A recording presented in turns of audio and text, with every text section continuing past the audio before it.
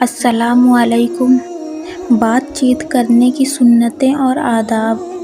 میٹھے میٹھے اسلامی بھائیوں، اس زندگی میں ہمیں ہر وقت بات چیت کرنے کی ضرورت پڑتی رہتی ہے، بلکہ ہم لوگ بے ضرورت بھی ہر وقت بولتے رہتے ہیں، اور یہ بے ضرورت بولنا بہت ہی نقصان دہ ہے۔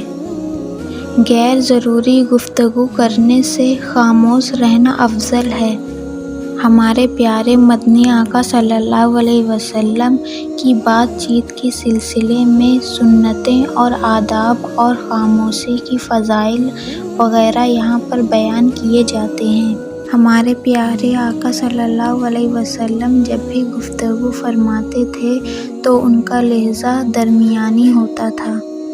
آج کل ہم لوگ جس طرح چلا چلا کر اپنے دوستوں میں بے تکلفی کے ساتھ باتیں کرتے ہیں، اس طرح ہمارے آقا صلی اللہ علیہ وسلم باتیں نہیں کرتے تھے۔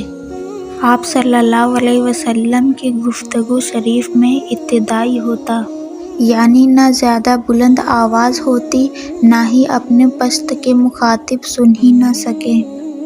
بیان بالکل سادہ اور عام فہم اور واضح ہوتا کہ سننے والا سمجھ لیتا۔ ضرورتاً ایک ایک بات کو تین تین بار بھی دہراتے تاکہ مخاطب کے سمجھ میں آ جائے۔ ام المومنین حضرت سیدہ عائشہ صدیقہ رضی اللہ تعالیٰ عنہا فرماتی ہیں کہ سرکار دو عالم صاف صاف جدا جدا کلام فرماتے، ہر سننے والا اس کو سمجھ لیتا تھا۔